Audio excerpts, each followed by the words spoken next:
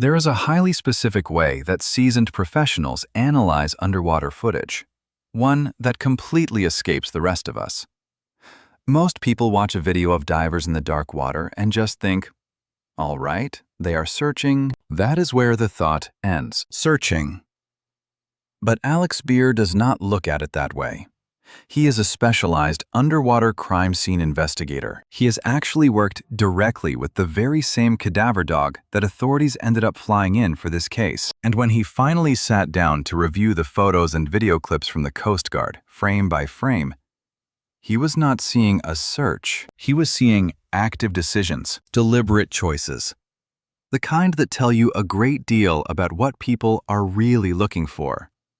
And maybe what they already suspect happened. Welcome back to our ongoing investigation. Absolutely everything in this episode is fully sourced. We are drawing from CBS News, reporting on GPS forensics, and official government statements describing this as a possible foreign murder investigation. Also, ABC News coverage details the personal account of Brian Hooker, the timeline of his sudden arrest and release, and statements from Lynette's daughter, Carly Ellsworth. We also reference NewsNation reporting, which features direct statements from former federal prosecutor Tad DiBiase and close family friend Marnie Stevenson, plus the deeply detailed technical interview conducted with Alex Beer, our expert underwater crime scene investigator, on the podcast Criminally Obsessed.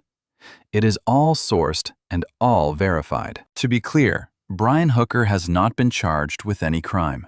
He denies any wrongdoing. He is legally presumed innocent unless and until he is proven guilty in a court of law. Sadly, the body of Lynette Hooker has still not been found. Subscribe to the channel right now and turn on notifications. Let me begin with something quite simple, mainly because I believe it actually matters much more than most people realize. Think of a remotely operated vehicle, a small underwater drone, equipped with a camera, a sonar, and multiple thrusters. The exact model deployed in this search was a Video Ray Defender. Beer described it, and I want to use his precise word here as excellent. Good equipment, absolutely no criticism there. But this is the exact point where things get really interesting. He explained that when you are utilizing an ROV like that to search for something highly specific and small, you must fly it in a very particular pattern, a sweeping S pattern, slow and deliberate, making overlapping passes across the exact same ground, like mowing a lawn in long, curving strips so you do not miss a single thing. And that is not what he saw in the footage. What he actually saw instead was team divers being dragged along right beside a steadily moving boat, simply holding on, looking straight down into the water as it passed quickly beneath them. Now, he did not outright say that this is a bad technique. He was extremely careful about that, genuinely careful, not just trying to protect himself. He simply noted it is actually a highly effective method for finding very large targets. People use that approach for lobstering all the time, he said. You cover a massive amount of water fast. But then he paused on one crucial detail, and I honestly think this is the exact moment that matters the most in this entire interview. He said, if you are searching for something very small, something that has been lost in harsh salt water for over 2 full months, that is definitely not the method his own team would have chosen. Sit with that for a brief second. He did not say they did it wrong. He did not say they are incompetent.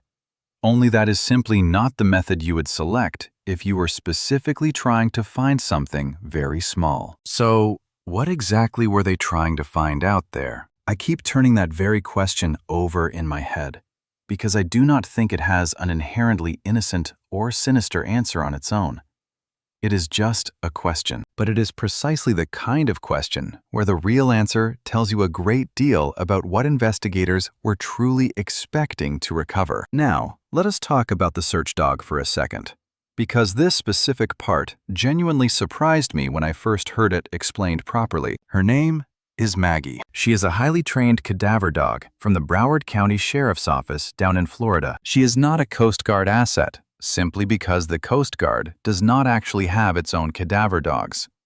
They had to reach out, contact another agency, secure official permission, and fly both a handler and a dog across state lines, and then internationally straight into the Bahamas. In fact, Beer has actually worked directly with Maggie and her specific handler before. He put it quite plainly, not all search dogs are created equal, and not all handler teams are created equally either.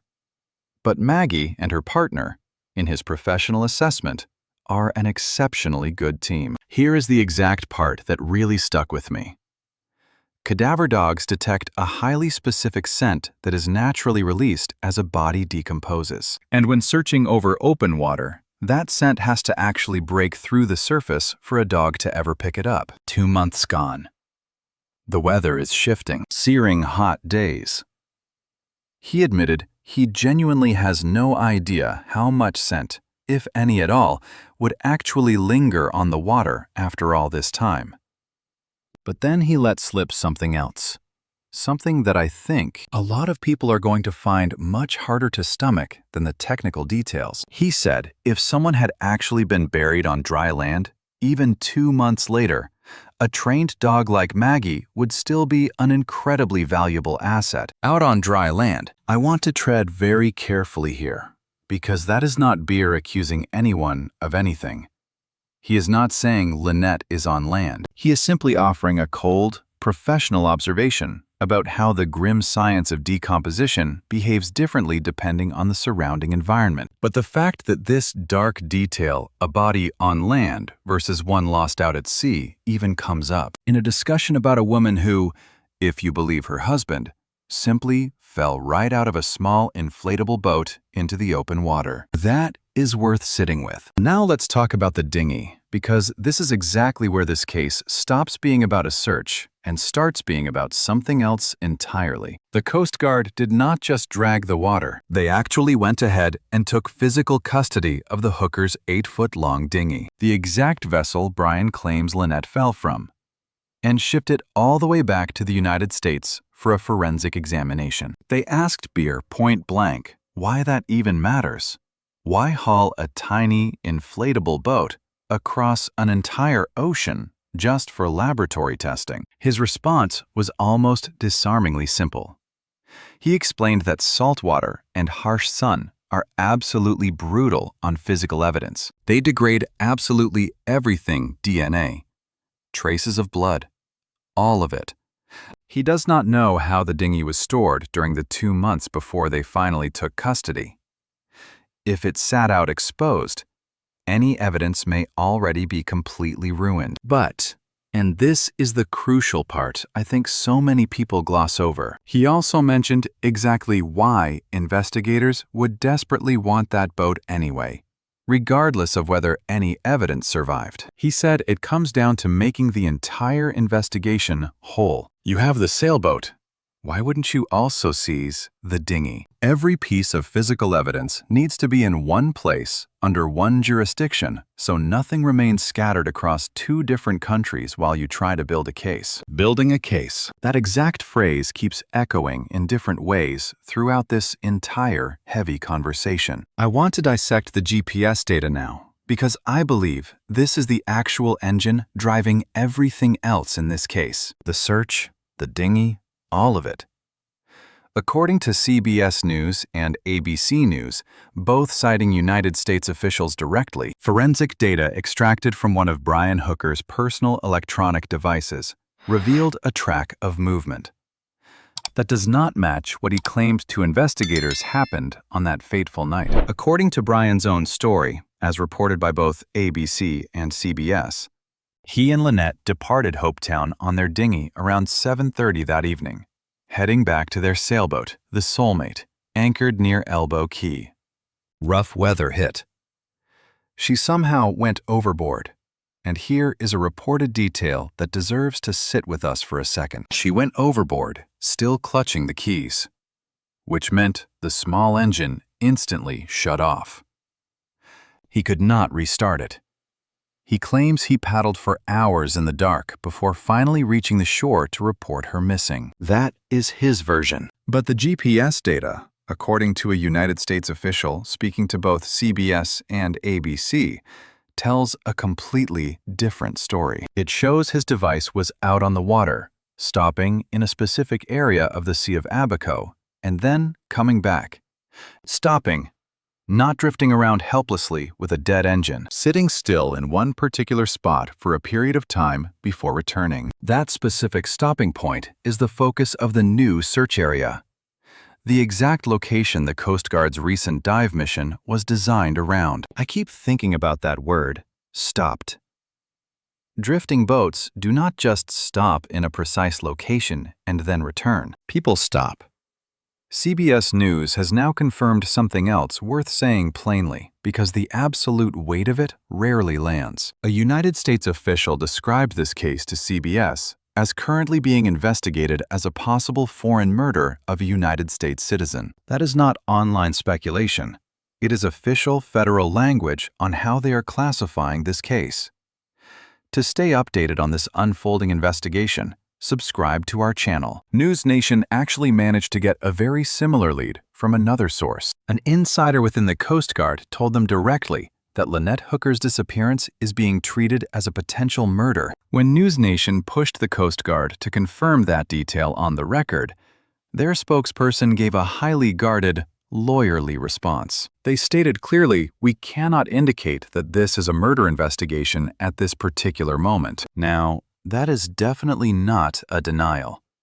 And I want to be incredibly precise here because that distinction really matters. Saying "we cannot indicate" is very different from stating "this is not a murder investigation." This is an agency choosing its words with extreme deliberateness in a case everyone knows could easily end up right in front of a jury. NewsNation also reached out to Tad DiBiase, a former federal prosecutor who focuses almost exclusively on homicide cases where there is no body. He explained in pretty clear, straightforward terms what he suspects the actual probable cause theory looks like in this case, relying purely on public reports since he has not spoken directly with any of the active investigators. According to Brian's own account, they were traveling back from land in a small dinghy toward their much larger boat when she went overboard. But DiBiase pointed directly to the massive contradiction baked into that story once you compare it directly with the GPS tracking data. If that tracking device actually shows the boat stopping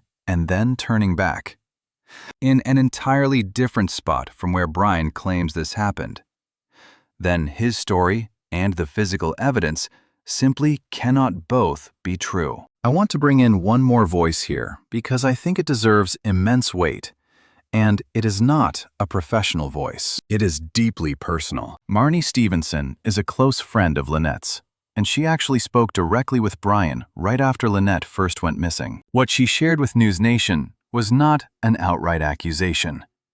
It was far more careful than that, and honestly, much more human. She expressed that hope is never truly lost in her mind until a physical body is actually found. She pleaded softly but with absolute clarity for people to stop the endless speculation and just let investigators do their work. They have a job to do, and they are the ones with the answers, not any of us.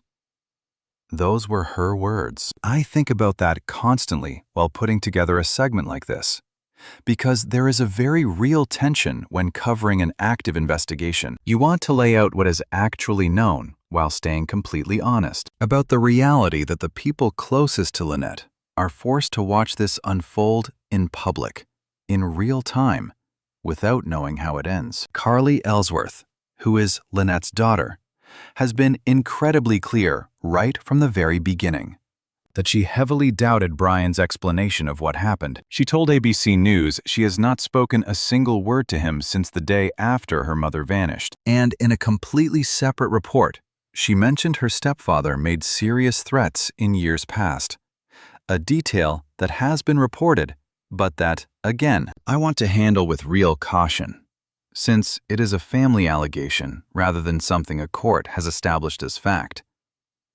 Let's bring Beer back in, because his ultimate assessment is the one specific part of this interview that I simply cannot stop thinking about since I first heard it. He was asked, very directly, whether he genuinely thinks investigators are finally closing in on some sort of conclusion, and his response was not hedged at all, the way you might typically expect from someone discussing such a high-profile case.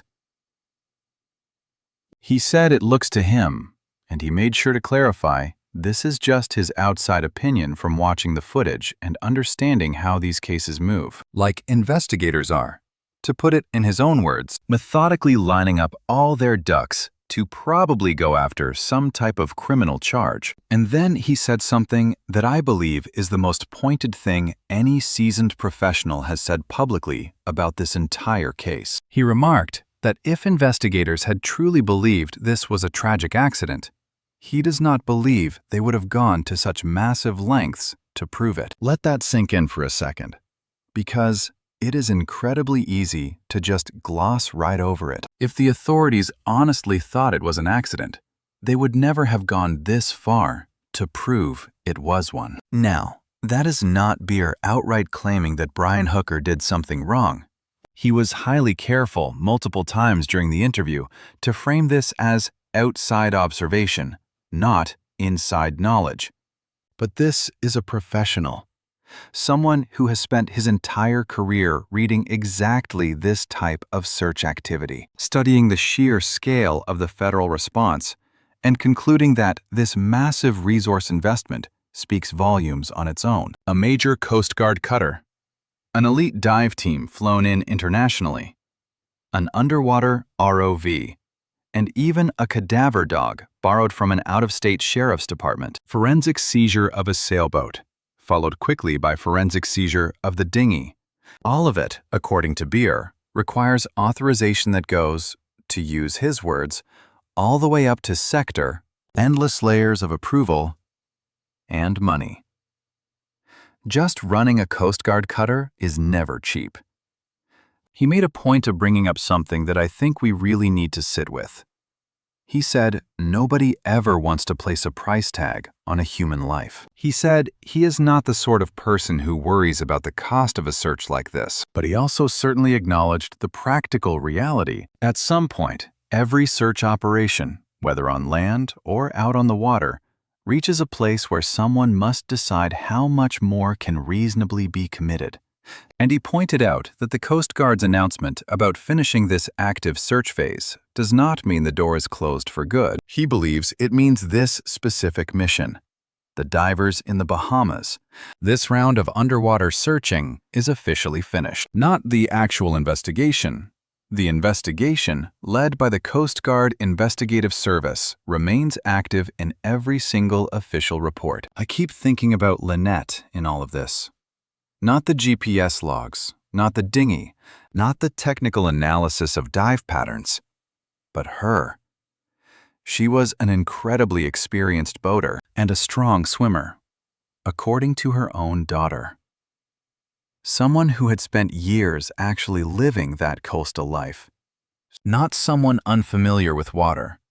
Not someone who would panic and vanish without a trace in conditions that her husband has described as nothing more than bad weather. That detail, strong swimmer, experienced boater, sits uncomfortably right next to the official story every single time I come back to it. She has a daughter who has completely refused to speak to her stepfather since the day after she disappeared. A mother and family who are watching cadaver dogs get flown in from another state, watching their sailboat and a dinghy get seized and shipped off to another country, watching a federal investigation slowly and deliberately build its case, while all they actually want is an answer. I do not have that answer. Nobody outside this investigation has it. Not yet.